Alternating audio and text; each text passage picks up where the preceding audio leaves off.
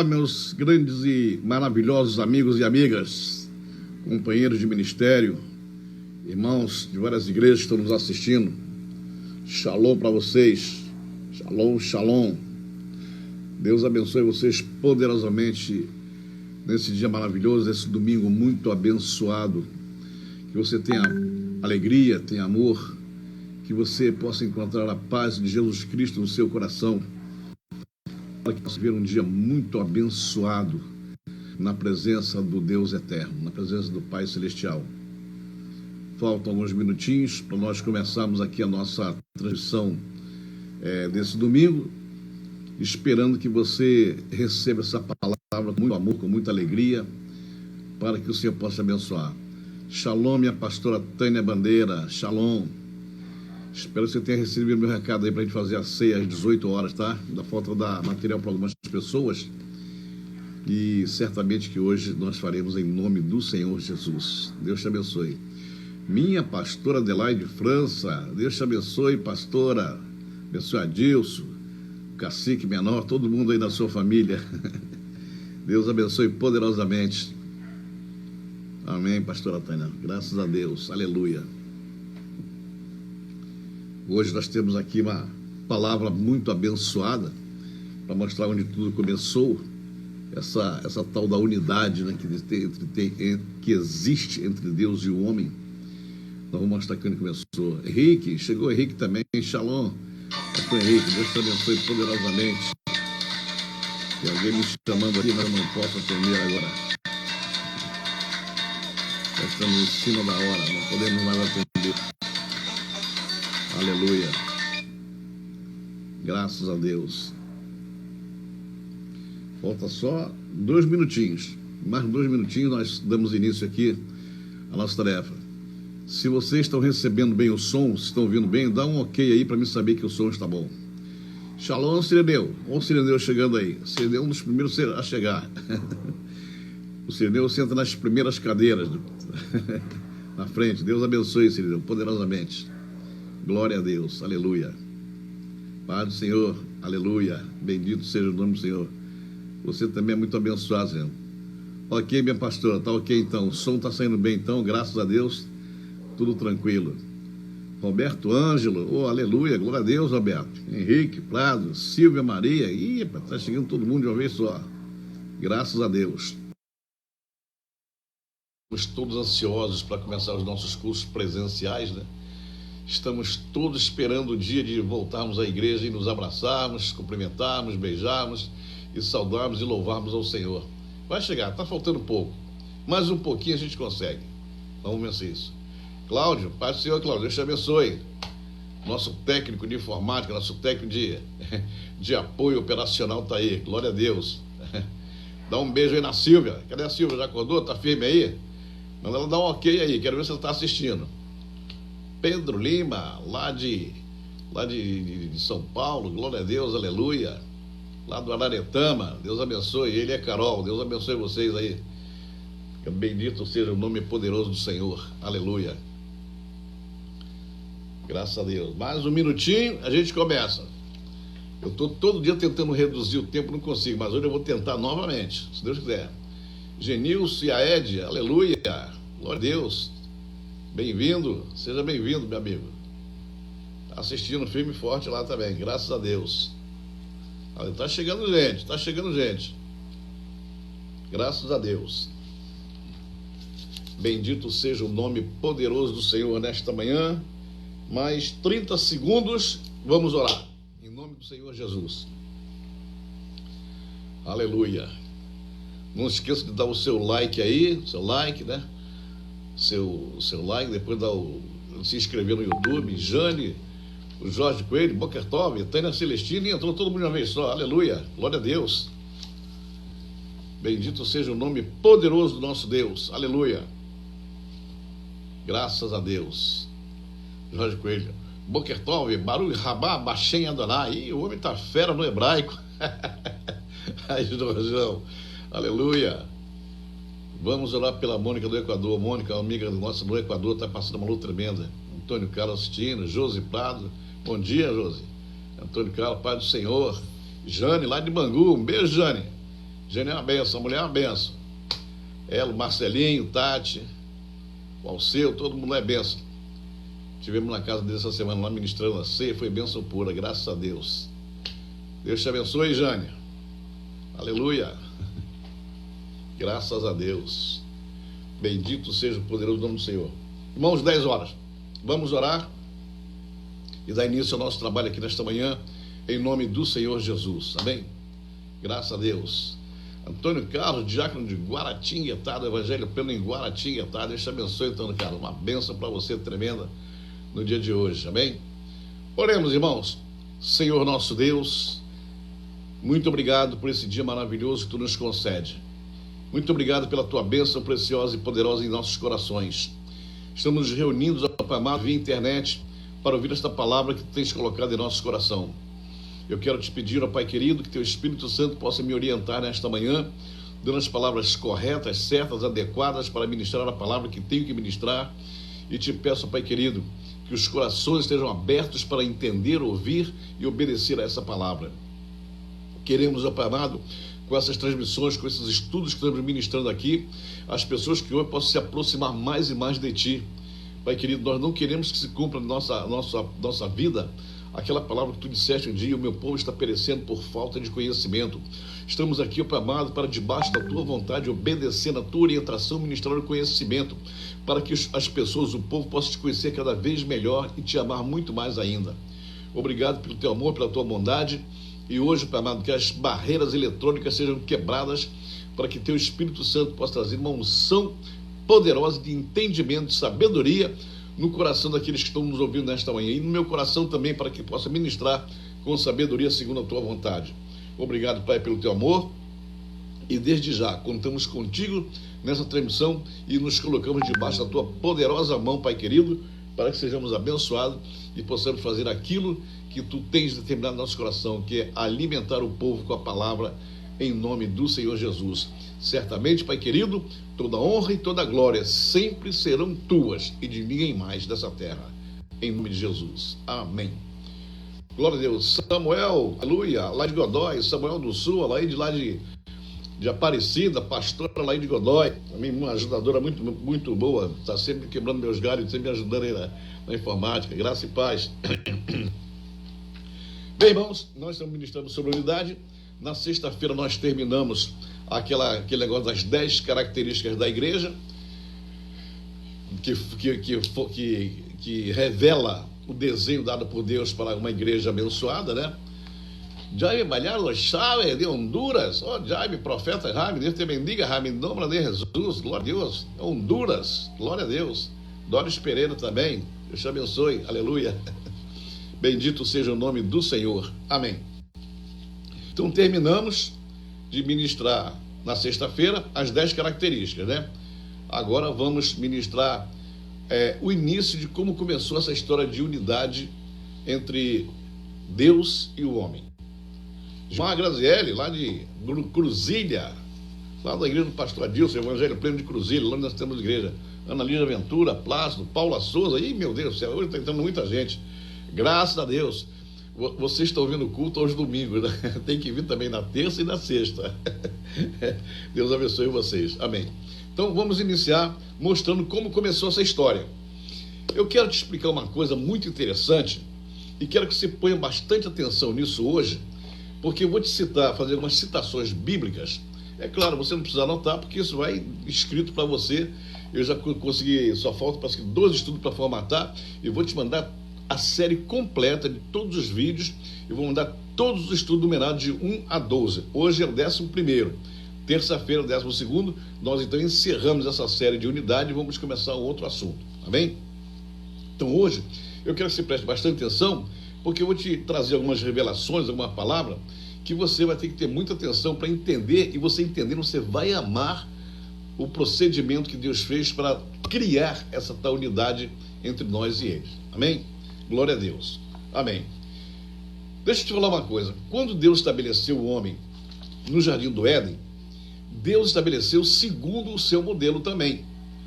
Quando a gente fala modelo, quando fala desenho de Deus, modelo de Deus, significa que ele já tinha anteriormente planejado tudo. tudo foi planejado. Nosso Deus, ele não trabalha sem planejar nada. Tudo que Deus faz está planejado. Quando você vai no Salmo 139, você descobre que ele nos revela o seguinte: eu te conhecia quando tu ainda eras uma massa informe e sem vida, ou seja, quando nós estávamos ainda sendo formados, ele já nos conhecia.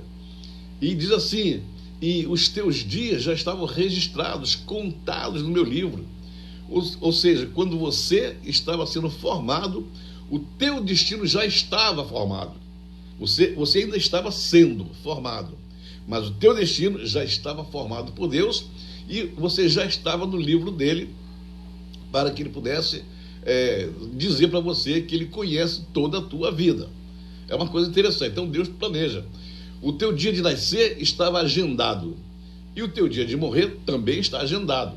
É claro que Deus não nos revela nada disso, porque, né, senão seria muita moleza. Você sabia o dia que você ia morrer, você já se programava para a morte, né? Então nós não sabemos, e a nossa intenção na vida dessa vida é viver o máximo que a gente puder, né? Mateus Tomatou, um abraço, Mateus, Deus te abençoe poderosamente. Vitória Camille também. Oh, como tem gente hoje, está chegando muita gente aí, graças a Deus, aleluia. Então, como Deus tinha um modelo anteriormente, ele quando estabeleceu na terra o homem, esse modelo foi trazido, esse desenho foi trazido. Agora, antes de eu explicar para você o porquê desse modelo anteriormente, deixa eu falar uma coisa para você. Quando o Senhor criou o homem na terra, ele não estava criando apenas um representante dele na terra. Nós não somos os representantes dele na terra. Nós somos a presença dele na terra. É bem diferente. Então, quando ele nos colocou na terra, ele disse que nós seríamos feitos à imagem e semelhança dele. Quando ele usa essa expressão imagem e semelhança, você já observa que teria que ser igual, semelhante, perfeito, bem parecido com ele. Ou seja, já estava estabelecendo que nós seríamos feitos dentro de um projeto unitário, de unidade. Vocês terão que ser iguais a mim. A forma com que eu falo, a forma como eu penso, a forma como eu costumo agir, vocês também farão da mesma forma. Ou seja, eu estou governando aqui no céu, governo tudo, e vou deixar vocês aqui na terra governando a terra. Mas a forma de governo, a maneira de governar, o jeito de governar, tem que ser um modelo celestial. Da forma como eu governo o céu, você governará a terra. Tem que haver uma unidade entre o céu e a terra. Eu estou te colocando aí, homem, na terra, para você ser igual a mim, o que eu faço aqui em cima. Então nós não podemos governar de forma divergente. Nós temos que governar de maneira convergente, de maneira que o mundo veja unidade em nós. Ou seja, homem, quando você estiver na terra, que as pessoas olharem para você, as pessoas têm que me ver refletido em você. Quando alguém olhar para você, homem na terra, olhar você passando, caminhando, falando, vivendo, agindo, as pessoas têm que dizer assim: ele pensa, ele fala, ele age igualzinho ao Senhor. Ou seja, a minha imagem está em você, não está apenas refletida em você, ela está dentro de você. Nós vamos ser iguais, nós vamos ser parecidos, né? Mas aqui tem um mistério muito interessante, e eu quero te explicar isso. Quando a Bíblia diz que nós seríamos feitos à imagem e semelhança de Deus, significa que tem imagem e semelhança. Acerca da semelhança, eu quero te explicar uma coisa. A palavra semelhança é algo que revela o abstrato, né? Então as coisas abstratas podem ser consideradas como semelhança. Então você vai ver que o homem, ele tem amor, ele tem benignidade, ele tem bondade, ele tem todas as virtudes, né, de fé, de autoridade, de amor. Ou seja, o que existe nele, existe em nós também. Só que isso que eu estou falando, amor, valores, atributos, virtudes, honestidade, caráter, santidade, você sabe que existe, mas são coisas abstratas. Você não pega a honestidade com a mão, ela não é palpável, né? Ela é uma coisa abstrata, né? Leonor, Deus te abençoe, Leonor, está chegando também. Sandro Adriano Baralo, graças a Deus, amém. Então, você não pega, Valéria Zerradi. Valéria, Deus te abençoe, minha filha, em nome do Senhor Jesus. Valéria está no sul da Itália, está nos assistindo de lá. Graças a Deus, Deus te abençoe. Dá um abraço no Jamário.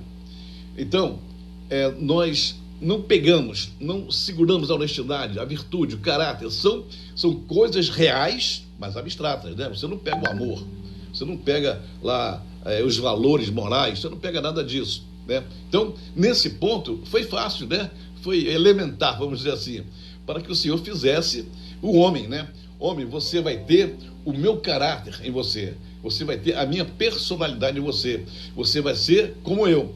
Quando as pessoas verem benignidade em você, bondade em você, honestidade em você, virtude, atributos, conceitos, bondade, amor, quando as pessoas virem isto em você, elas vão entender que eu também tenho isso. Então, você vai ser a minha cópia fiel na terra, a respeito dessa semelhança que existe entre nós. É claro que o Senhor, quando planejou isso, não planejou que o homem viesse pecar, que ele viesse cair na lista. Está falando do homem perfeito, do homem sem pecado, do homem que realmente seria a cópia fiel do Criador. Muito bem. Mas e a respeito da imagem? Imagem é diferente. Imagem é algo que você pega. Imagem é uma coisa que existe. Imagem é um molde, é um modelo, é uma coisa palpável, né? A imagem existe, ela é real. Mas, espera aí, onde que Deus foi arranjar essa tal imagem? Se não havia nada, se não existia nada, como é que ele pôde criar o homem, a imagem dele, se ninguém nunca tinha visto ao Senhor, nem viu, se ninguém sabia como ele era? Ele era apenas, ele é apenas um espírito. Que molde é esse? Onde que ele foi arranjar esse modelo, esse desenho, essa imagem real e palpável para então fazer o homem semelhante, igual, perfeito, a cópia fiel dessa imagem? Como se fosse um protótipo, né? Você sabe o que é um protótipo? O protótipo você vai numa linha de produção, numa fábrica, né? Você pega o objeto principal, um carro, por exemplo.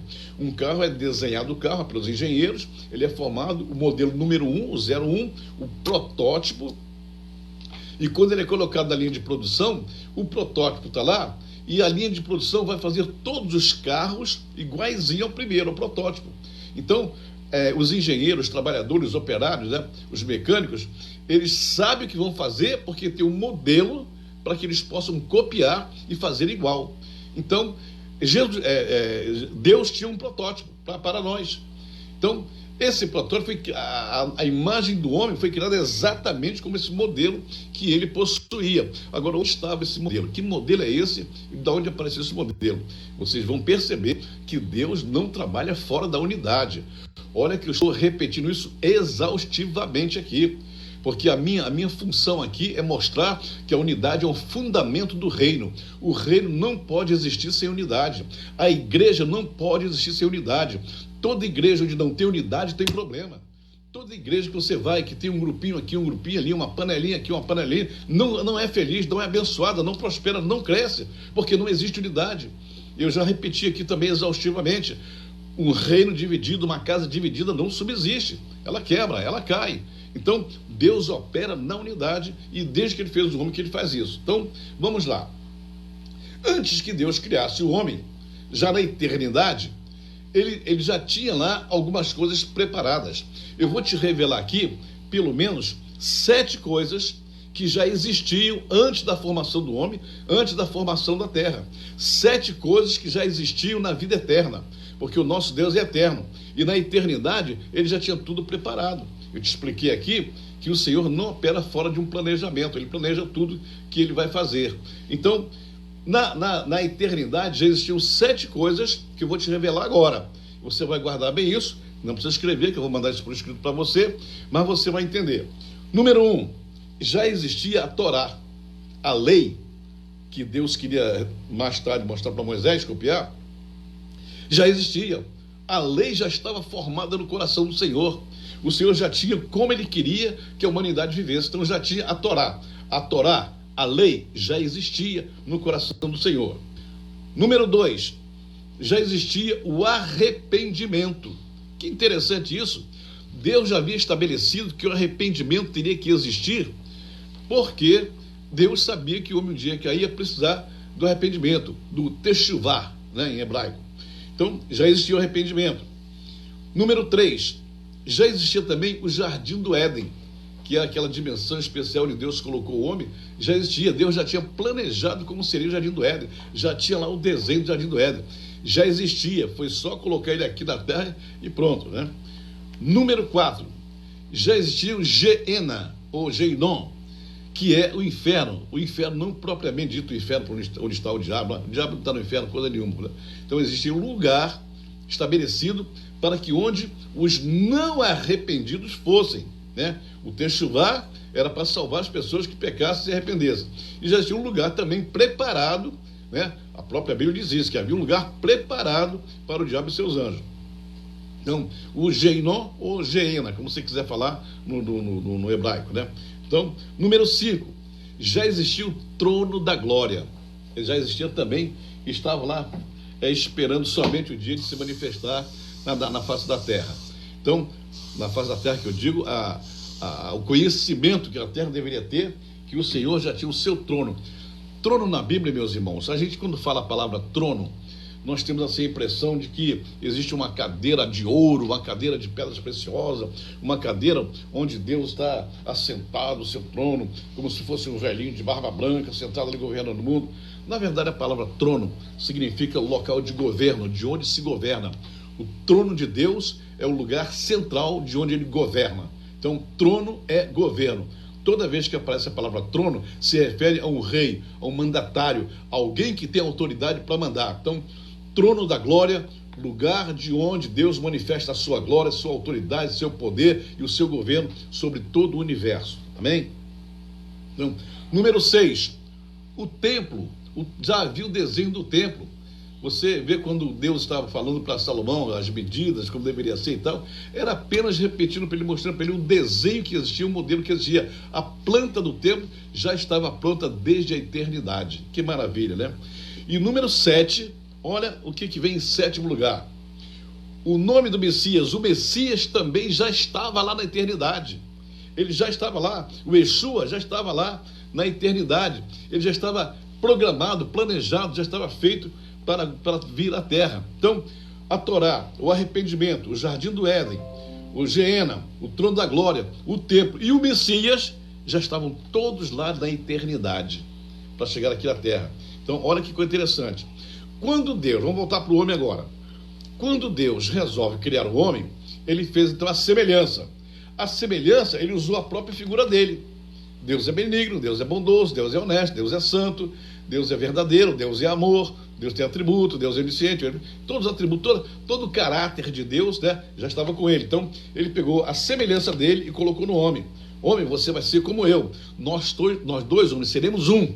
Eu e você seremos um. As pessoas têm que olhar para você e me ver em você, entendeu? Tem que ver da forma que eu penso, da forma que eu falo, da forma que eu ando, da forma que eu imagino, da forma que eu opero. Tudo que eu faço, homem, você fará também, porque nós somos um, entendeu? Amém. Mas a imagem não era dele.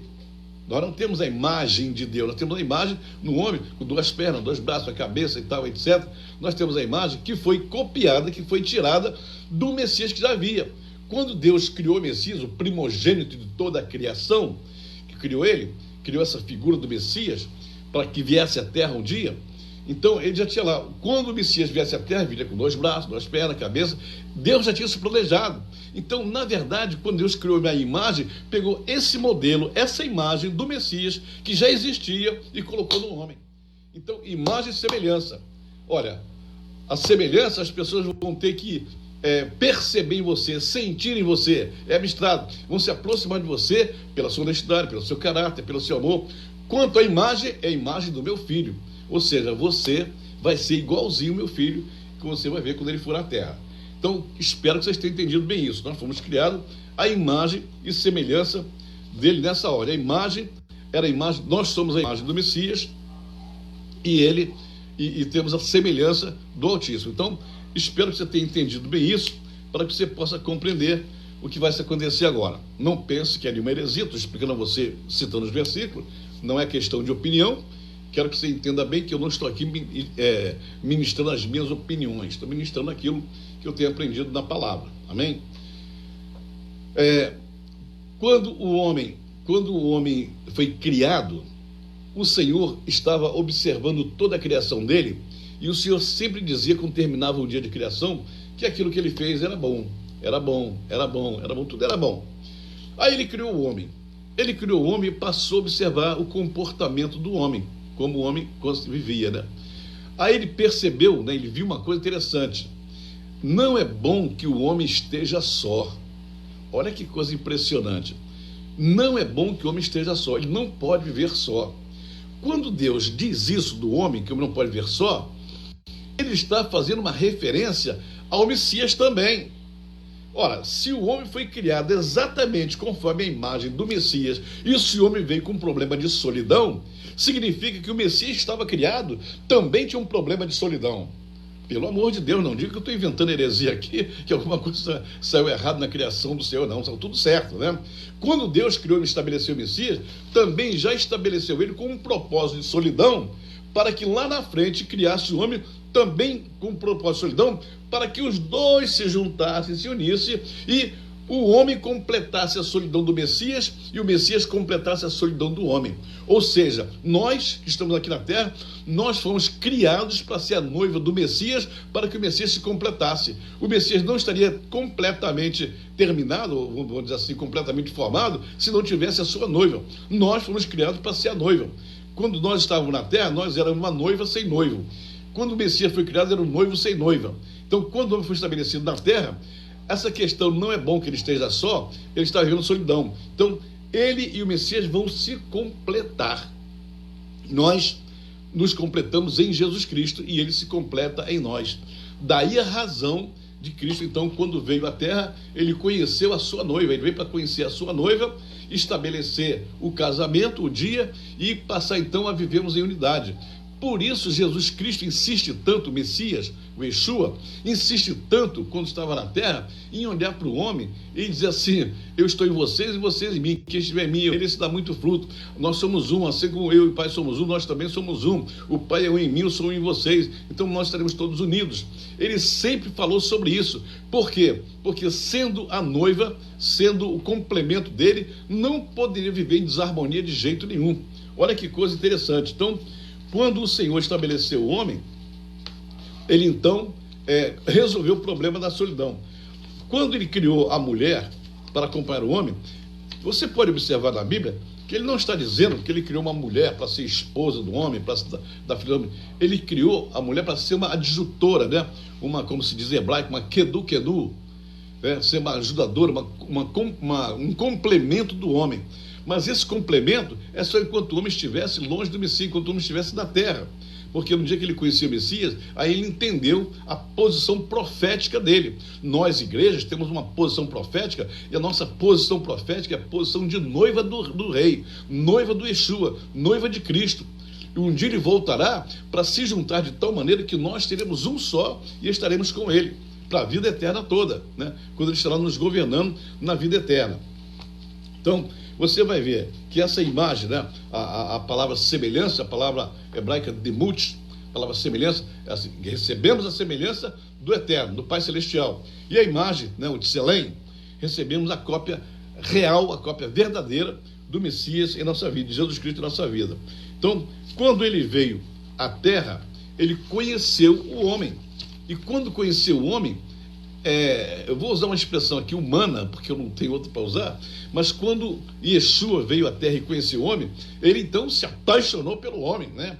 É esse que eu queria, é esse que me complementa. Ele amou de tal maneira, mas de tal maneira mesmo, o amor de Deus foi tão intenso, tão grande, que ele então trouxe o Messias e disse: meu filho, vai lá, porque essa é a noiva que te dei, você vai morrer por ela. Todos aqueles que creem jamais irão para o inferno. Então, nós fomos abençoados nele, e completamos o Messias na vida dele. Você vai ver umas coisas interessantes da palavra, né? Lá já no Novo Testamento, que fala sobre isso, quando Paulo fala lá na Epístola aos Efésios, quando ele fala sobre a figura da igreja, ele fala: vós maridos, amai vossas mulheres, como também Cristo amou a igreja, da mesma forma que Cristo amou a igreja. Quando fala amou a igreja, Não estamos falando de denominações evangélicas, não estamos falando de igreja A, B, C ou D, nós estamos falando do corpo dele. A cabeça desceu do céu e se acoplou no corpo. Quando a cabeça acoplou no corpo, significa que houve o ajuntamento, a reunião da unidade. Cabeça e corpo se ajuntaram. Ou seja, o Messias, que era o governo, que era o rei, que era o governante, ele veio e aquilo encontrou o seu corpo. A cabeça se acoplou ao corpo e então os dois passaram a ser completos. Corpo e cabeça. Nós éramos uma cabeça sem corpo e um corpo sem cabeça. Se juntou e agora nós somos um só. Amai vossas mulheres como também Cristo amou a igreja. E a si mesmo, a ele mesmo, se entregou por ela. Para que Cristo se entregou por ela? O que Cristo veio fazer aqui na terra? Ele veio, a Bíblia diz, para a santificar. A unidade, o ajuntamento, o acoplamento, a unidade entre Cristo e a igreja fez com que a igreja fosse santificada. Quando nós ministramos sobre a salvação, que falamos que Cristo é o Salvador, às vezes nós somos muito simplórios, querendo mostrar Cristo e Yeshua somente como Salvador de almas. E na verdade é muito mais do que isso. Quando a palavra diz, ele veio buscar e salvar o que se havia perdido, não quem se havia perdido, mas o que se havia perdido, o seu reino, o seu corpo. Então ele veio resgatar. Quando ele veio resgatar, ele foi muito mais, foi muito além de apenas ser um cordeiro. Ele era o cordeiro, mas era o rei, era o sacerdote, era o profeta. Ele fez muitas coisas, inclusive trouxe outras virtudes para colocar na igreja, para que a igreja continuasse a obra do jeito que ele estabeleceu. Então Paulo fala, assim mesmo se entregou por ela para santificar, purificando a igreja, trazendo pureza para a igreja, com a lavagem da água pela palavra. A água na Bíblia significa palavra. Quando você encontra a palavra água, vê que é palavra de Deus, a palavra de Deus. Por que a gente insiste tanto na palavra? Por que eu sou um dos combatentes de reteté no meio do povo evangélico? Por que eu sempre digo para todo mundo que eu não gosto de reteté? Reteté para mim é puro emocionalismo, é pura carnalidade. É onde não tem palavra, tem que botar reteté para divertir o povo, para alegrar o povo sair suado da igreja, cansado da igreja. Olha, o poder hoje estava maravilhoso, o poder estava extraordinário. Que poder? O que aconteceu? Teve palavra? Teve bênção? Teve milagre? Ou só teve emocionalismo? Só teve festa? Só teve um arrasta-pé, vamos dizer assim, emocional, espiritual, e palavra que é boa, nada. E é isso que o inimigo quer. O inimigo quer festa, reteté, vamos pular, vamos gritar, vamos falar aleluia, vamos virar cambalhota, vamos fazer um monte de coisa e esconde a palavra. Por quê? Porque é a palavra que limpa, está escrito aqui, purificando-a com a lavagem da palavra. E a palavra, meus irmãos, ela lava por dentro. Água e sabão lava por fora. Água e sabão limpa o teu corpo. Mas lá dentro do interior, de onde Cristo falou, que é de onde procede as saídas da vida, adultério, fornicação, inveja, ciúme, zelo, criminalidade, assassinato, ódio, tudo sai de dentro. A palavra entra para lavar por dentro. A água da palavra, quando ela ouve, desce ao coração, ela te limpa por dentro. E quando limpa por dentro, você então tem a bênção do Senhor na sua vida. Porque, como eu disse, água e sabão é por fora, mas por dentro é a palavra. Purificando-a com a lavagem da água pela palavra, para apresentar a si mesmo. Cristo vem aqui na terra, santifica, purifica, lava, abençoa. Por quê? Para que ela seja apresentada para Ele mesmo. Porque Ele, o cabeça, é o dono dessa igreja. Ou seja, olha a unidade funcionando aí.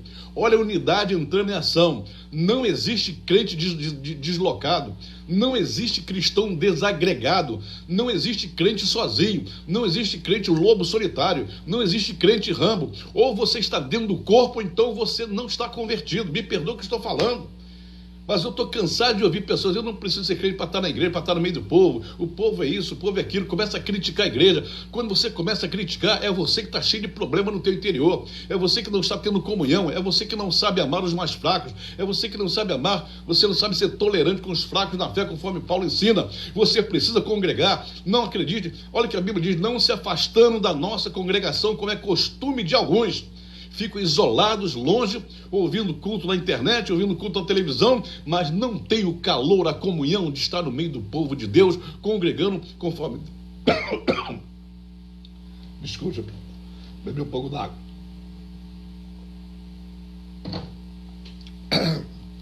Desculpe, eu fico entusiasmado quando estou falando. Acontece isso. Vamos à frente. Então, desde o princípio da história do homem da face da terra, Deus sempre ajuntou o seu povo. Foi no deserto, foi na terra prometida. Deus sempre quis o povo unido e reunido junto, adorando e amando e glorificando o seu santo nome e louvando. Vamos lá. Purificando com a lavagem da água pela palavra para apresentar a si mesmo. Eu vou preparar e trazê-la para mim, porque ela é minha. Para apresentar a si mesmo, igreja gloriosa.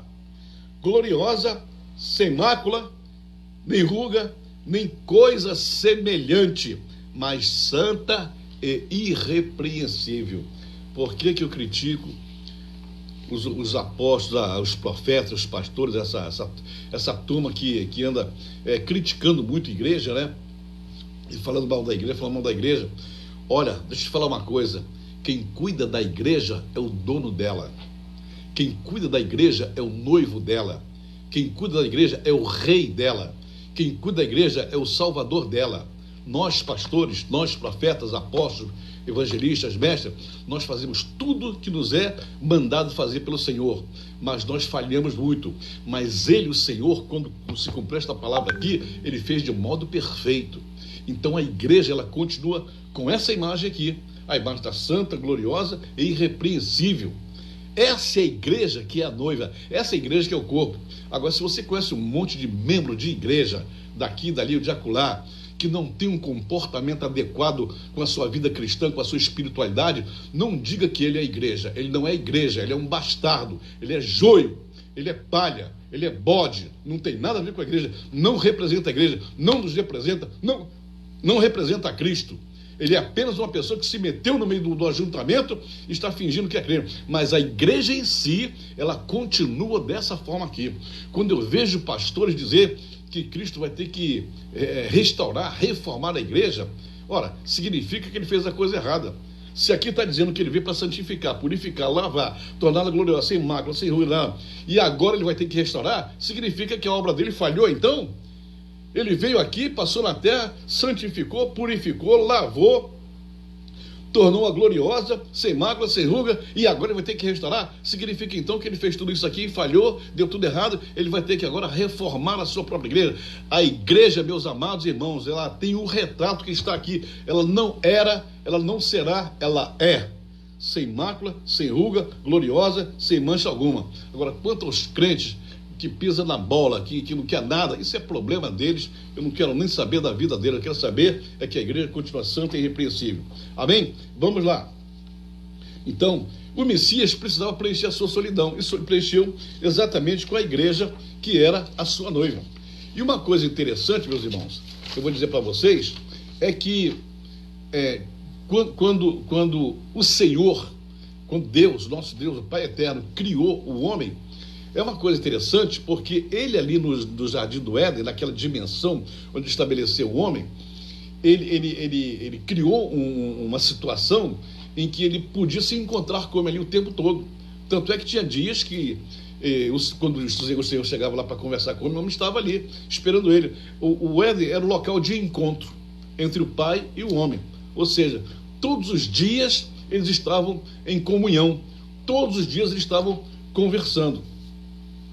Agora, olha que coisa interessante, não havia política, não havia problema, não havia doença, não havia bandidagem, não havia problema nenhum na terra, nenhum tipo de problema. O que será então que o Pai conversava com o homem lá do Jardim do Éden? Olha que maravilha, imagine você quantas revelações, quantas palavras poderosas o Pai ensinou para Adão. Imagine quanta coisa boa, e Adão lá adorando o Senhor, lá debaixo da glória de Deus, revestindo ele. Que maravilha, aquele encontro. Olha, presta bem atenção no que eu vou te dizer. Todo dia, quando havia um encontro de Deus com o homem, o negócio era tão poderoso, mas tão poderoso, que o homem não tinha roupas. O homem não tinha roupa como nós temos hoje. Então, fisicamente falando, o homem andava pelado, andava nu, né? Andava sem roupa nenhuma. E hoje o homem não pode fazer mais isso. Mas naquele tempo estava o homem, a mulher, a esposa, os filhos todos, todo mundo pelado. né? E se apresentavam a Deus, adoravam a Deus pelado. Hoje ninguém faz isso, claro, né? O pecado entrou, bagunçou tudo. Mas fazia aquilo. Por que fazia aquilo? Porque quando o Pai descia, quando o Pai chegava, quando nosso Deus, nosso Pai Celestial, meu Pai amado, chegava no Jardim do Éden, a glória dele ia descendo, descendo, descendo, e envolvia todo mundo, e ficava todo mundo metido dentro, colocado dentro daquela glória maravilhosa. Imagine que é como se o céu estivesse descendo e envolvendo todo mundo, e ali naquela manifestação da glória, né? Que as pessoas dizem que talvez fosse tal de Serriná, será que muita gente fala Shekinah, né? Essa palavra Shekinah nem existe na Bíblia, né? Mas o homem usou duas palavras diferentes para criar essa palavra Shekinah, e a pronúncia nem é Shekinah, é Sherinah, Sherinah. Então, dizendo que era a Sherinah de Deus ali, envolvendo o homem. Talvez até fosse, eu não vou discutir isso aqui agora, não sei que, se eu falar que não é Shekinah, eu também não vou saber dizer qual que era. Eu sei que era a glória, o kavod, baixando assim, de repente o homem era envolvido naquela áurea de glória poderosa. Irmãos, hoje quando nós estamos orando em algum lugar, seja no seu quarto, seja no monte, seja na igreja, qualquer lugar, que você sente um pouquinho da presença de Deus, você entra em êxtase. Você entra num êxtase espiritual só porque está sentindo uma pontinha da glória de Deus. Imagine Adão vendo a glória toda sobre ele, revestido da glória. Que coisa maravilhosa. Por quê? Porque essa é a maneira, essa é a forma, esse é o jeito que Deus decidiu viver conosco. Em profunda unidade, em eterna unidade, em perfeita unidade. Por isso que a unidade é um fundamento de reino. O cristão não pode viver sem unidade. O cristão não pode viver fora da unidade. A igreja não pode viver fora da unidade. Quando você vê um líder religioso brigando com outro, os dois estão errados. Não adianta você tomar partido que esse está certo, aquele está errado. Não. Os dois, pode ser que um esteja certo e um esteja errado perante a razão humana. Mas perante o Pai Eterno, os dois estão errados. Por quê? Porque estão fora da unidade. E Deus opera na unidade. Então, nós quando julgamos as causas do mundo espiritual, nós não usamos leis do mundo material, do mundo físico. Não adianta você pegar o Código Penal, né, do Brasil, dos Estados Unidos, sei lá de onde for, e tentar julgar causas espirituais com códigos da terra. Os códigos da terra, né, o Senhor disse uma vez, né, que a justiça do homem, ela se assemelha a trapos de imundícia. Você sabe o que é trapo de imundícia? Se você não sabe, eu vou te explicar o que é. Trapo de imundícia, você se lembra quando o povo estava no deserto, né? E tinha mais ou menos, talvez, 1,5 milhão, 2 milhões, 1,7 milhão, não sei quanto, de mulheres, né? De mulheres, e as mulheres menstruavam e não havia água, né? Como eu tenho para se fazer a sua higienização, né? A sua higiene. Então as mulheres usavam, né? Não havia absorvente higiênico como existe hoje. Então as mulheres usavam pano, né? Usavam pano durante a sua menstruação, e depois aquele pano não tinha água para lavar. O que se fazia? Então pegava aquele pano e enterrava. O Senhor Jesus disse que a nossa justiça se assemelha a esse trapo de imundícia, ao pedaço de pano que era usado na menstruação da mulher. Ou seja, homens, a justiça que vocês inventaram aí não vale nada, porque a justiça perfeita é a minha. Por isso lá em Mateus 6,33 diz: buscai em primeiro lugar o reino de Deus e a sua justiça. E essas coisas vos serão acrescentadas. Ou seja, a justiça de Deus é a justiça perfeita, né? Então, vamos entender bem isso. Quando ele colocou o homem lá, então ele queria exatamente que nós vivêssemos unidos, perfeitos.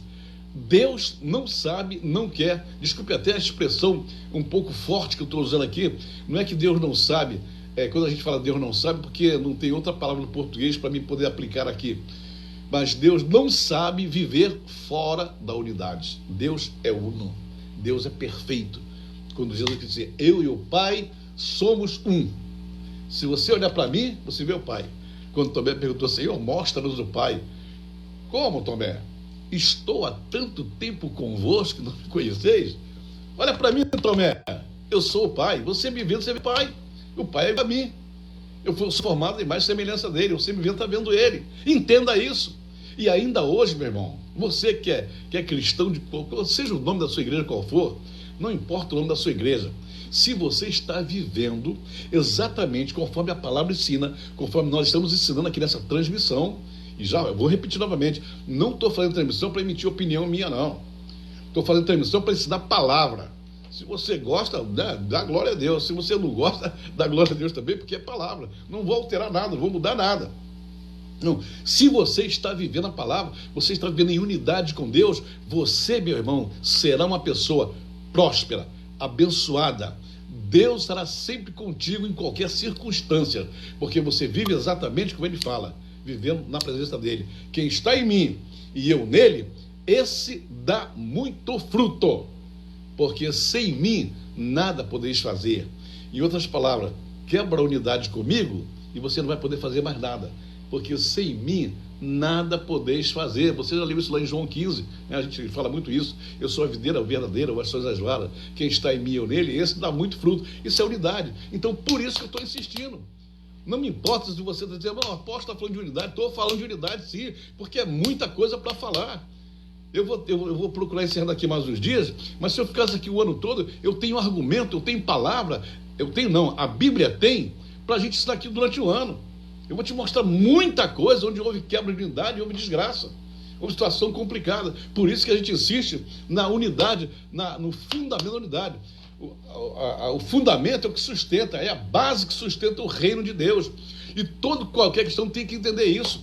Mas o cristão não, só quer saber de, vamos lá, glória a Deus, aleluia, movimento gospel, mais isso, mais aquilo.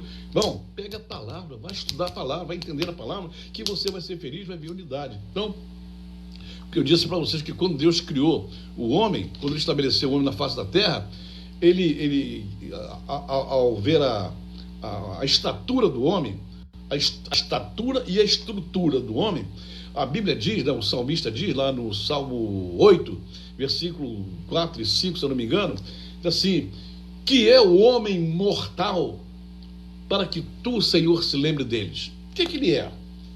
O filho do homem para que o visites. Aí diz assim, pois pouco menor o fizeste do que os anjos. Essa palavra anjo no hebraico é me Elohim, não é Elohim somente, é me Elohim, né? Isso aí foi até o Joshua que me deu essa explicação, liguei para ele, conversei com ele, ele me esclareceu bem a formação dessa palavra, né? Que na verdade, alguns dizem que o homem foi feito um pouco menor que Deus, né? Não que os anjos. Eu explico melhor. É como se Deus tivesse nos feito um pouco menor que os seres espirituais da estrutura de governo. Ou seja, os anjos, né, quando a gente fala anjo, a gente não fala anjo qualquer, fala assim, um Gabriel, né, o Miguel, anjos arcanjos, anjos de certo poder. Um pouco abaixo dos seres celestiais o fizeste. Mas isso se refere somente à autoridade. Então, olha que coisa interessante. Os anjos estão lá com o Senhor. A Bíblia diz que eles foram enviados para servir a nosso favor, foram enviados para servir a favor daqueles que iam de herdar a salvação. E nós estamos aqui na terra. Mas o governo da terra não foi dado para os anjos, não. Foi dado para nós. Então a diferença é só de autoridade. Por exemplo, você, meu amado irmão, minha amada irmã, você para falar com o Senhor, com o nosso Deus, com o Pai Celestial, você não precisa de anjo nenhum. Ou seja, da mesma forma que o anjo fala com ele, nós falamos também. Não tem diferença nenhuma. Agora, os anjos são seres espirituais, nós estamos na carne ainda, né? Nós não temos essa possibilidade de se deslocar de uma dimensão para outra, de ficar invisível, né? Mas na vida eterna nós realmente estaremos num patamar diferente. Então foi apenas uma questão de nível de autoridade. Anjo, você manda aqui, o homem manda do lado de cá, mas o homem está quase ali batendo juntinho do Senhor. Então eu não preciso de nenhum anjo para falar com Deus. Quando eu vou falar com o Senhor, eu não preciso solicitar os favores de Miguel, de Gabriel, sei lá, o anjo que for, não preciso, porque Jesus Cristo já nos abriu a porta, já estamos na sala do Pai falando com Ele. Então, fomos feitos um pouco menor do que os anjos. Então, por isso nós temos acesso ao Pai. E aí, o desejo dele, né, o desenho dele, a forma dele é viver em unidade conosco. Deus não sabe. Eu vou dizer uma coisa aqui que você vai achar engraçada, interessante. Nosso Deus, nosso Pai Celestial, não sabe viver sem nós. E nós não sabemos viver sem Ele. O Senhor, Ele está lá no trono da glória dEle, governando todo o universo, preocupado com um monte de coisa para resolver, problema de guerra na terra, problema de peste, problema disso, problema daquilo, mas você sabe que todos os dias, né, ele fala assim, e onde está o Ventura? Tem que cuidar do Ventura, o que o Ventura está fazendo? Tem que cuidar dele também. Todos os dias está preocupado comigo. Onde está o Paulo Benedito? Onde está a Tânia Bandeira? Onde está o Pedro Lima? Onde está o Henrique? Onde está a Josi? Onde está a Tânia Celestino? Onde está esse... Todos os dias, ele, o meu pai, se preocupou comigo. Ele se preocupa com a guerra entre Estados Unidos e a China, a Coreia, os macros problemas da humanidade. Mas todo dia ele pergunta, e você, Paulinho, como é que você está? E você, meu filho Paulo Ventura, como é que você está? Estou bem, senhor, estou tranquilo, estou com alguns problemas aí, mas é coisa fácil de resolver. Sei que senhor... Não, vou te abençoar, fica tranquilo, que eu estou cuidando de você o tempo todo. O que ele fala para mim, ele fala para Miriam Cunha, ele fala para a Tânia Bandeira, ele fala para o Henrique, ele fala para o Cláudio, ele fala para a Silva, ele fala para o Enélio, fala para a Terezinha, fala para tu, fala para a Laíde Godoy, fala para todo mundo, todos os dias, apesar de ter grandes problemas na mão, ele vem saber dos meus problemas também. Isso é unidade. Ele, o meu pai, não vive sem mim. Ele gosta de mim, não vive sem mim. E eu amo muito ele também, não vivo sem ele. Todos os dias eu estou falando com ele toda hora. Tem hora que eu chego a ser chato com ele, porque eu falo de manhã, falo de tarde, falo meio-dia, falo de noite, falo dentro do carro, toda hora eu tô... Meu pai. Ele fala, meu filho, o que você quer? Eu falo aqui, pode falar, estou aqui à sua disposição. Olha, o Deus que governa o universo todinho, ele fala para mim que ele está à minha disposição. Que maravilha, que coisa boa. Isso é unidade, é fundamento. Bota isso na tua cabeça que nós estamos ligadão, nós estamos ligadíssimos no Senhor, não vivemos sem Ele. O Plácido também, fala para o Plácido também, tá bom? Deus também se preocupa com você, Plácido. Deus tá... E o Plácido, como é que está lá em Valença? Samuel Fajão, a Miriam. E a Miriam, como é que está? Como é que está a Miriam? Como é que está o Samuel? Cláudio Viana, Silvio? Meu Deus do céu. Deus está preocupado. Cirineu também. Oh, aleluia, Samuel da Rosa. Deus está preocupado contigo. Deus está falando contigo, Samuel. Amém. Então, esse é o nosso Deus. Isso é unidade. Unidade. Márcia Ventura, fala para mim também. Tá bom, Deus está preocupado com a Márcia lá em Tampa, na Flórida. Minha filha Márcia, como está você? Eu estou cuidando do mundo, mas estou de olho em você também. Fica tranquila que eu vou te abençoar. Eu vou te abençoar a tua família. Eu estou contigo, minha filha. É o que Deus fala para nós todo dia. Cosma, minha esposa, Cosma, Ventura, estou contigo também, estou te abençoando. Ou seja, o nosso Deus é o nosso Pai, um Pai que não vive sem os seus filhos na face da terra. E enquanto isso, nós estamos nos preparando para chegar lá. Ana Rodrigues também, Deus abençoe vocês poderosamente. Eu acho que hoje eu consegui cortar um pouquinho, né? Então, esta palavra de hoje, você guarda bem ela, né?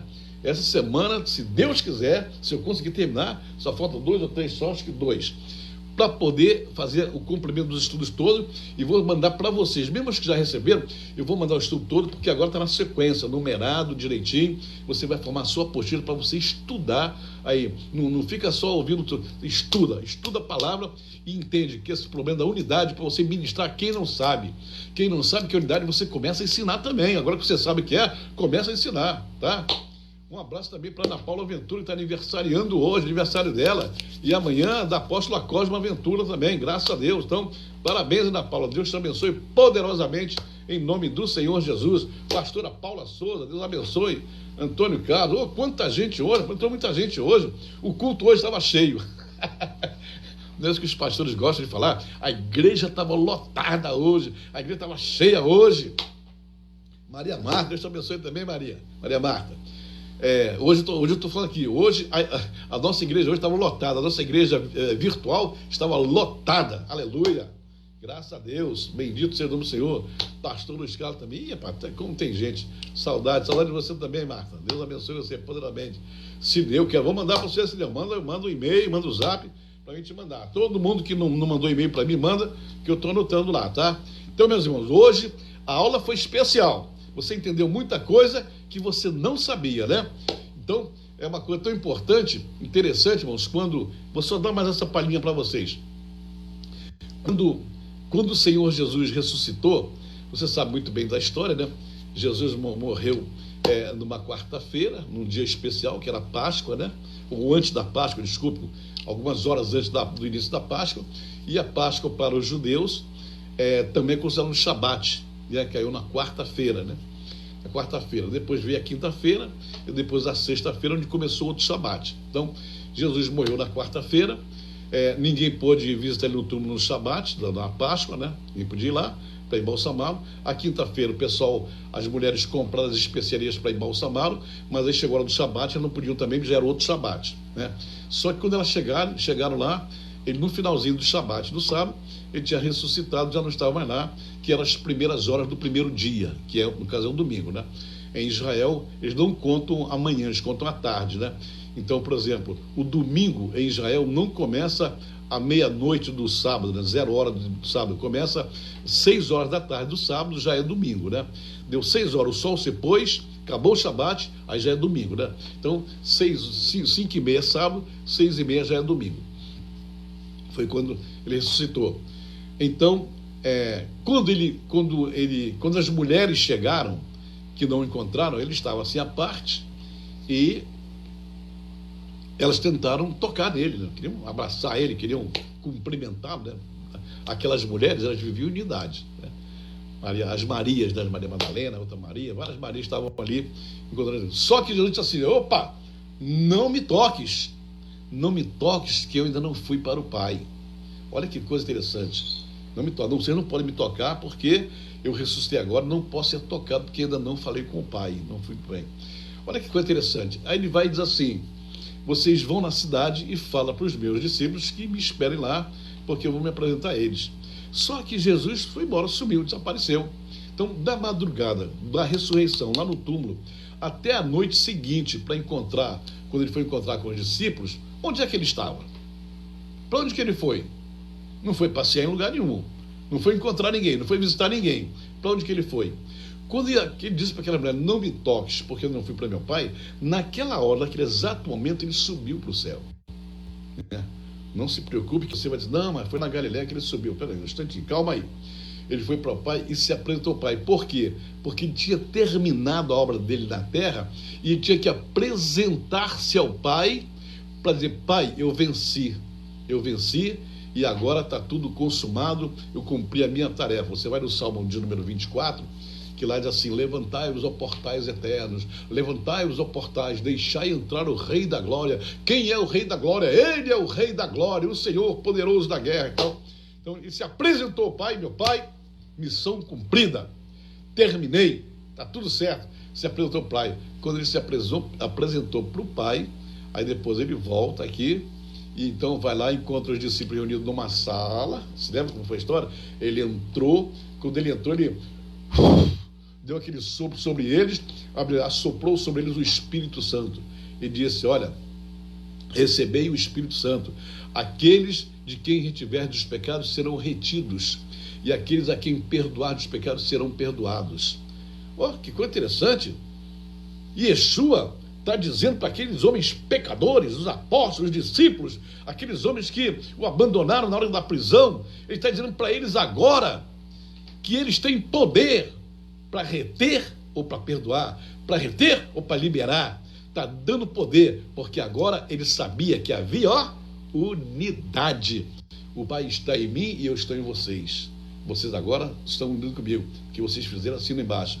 Porque o que ligares na terra será ligado no céu.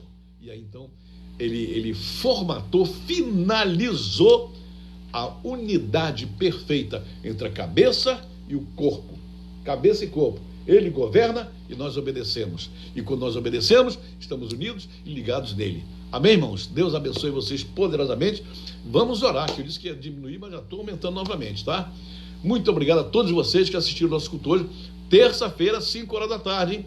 17 horas, terça-feira, para a gente continuar o estudo aqui, em nome do Senhor Jesus. Terça-feira e sexta-feira, 5 horas da tarde. Meus horários são fixos, você pode falar para as pessoas: domingo, 10 horas da manhã, terça e sexta, 17 horas, amém? Deus abençoe vocês e vamos orar. E daqui a pouco, quando o Cláudio preparar tudo, já estaremos distribuindo via YouTube essa mensagem de hoje em nome do Senhor Jesus. E esta semana vocês vão receber o pacote de estudo, vão ter uma apostila completa para ministrar para os amigos, para a igreja, onde vocês querem ministrar, ministra à vontade, tá bem? Faça o que vocês quiserem à vontade, porque essa palavra não é minha. Essa palavra que eu estou ministrando para você é a palavra que o teu pai me deu. O nosso pai me deu para vocês, e ela está livre para ser ministrada onde você bem entender, onde você quiser, porque para isso estamos aqui, para formar a unidade do corpo. Amém? Vamos orar. Senhor meu Deus, eu te agradeço muito por essa palavra de hoje. Com certeza trouxe muito esclarecimento, muita revelação, Pai querido, para as pessoas que não conheciam.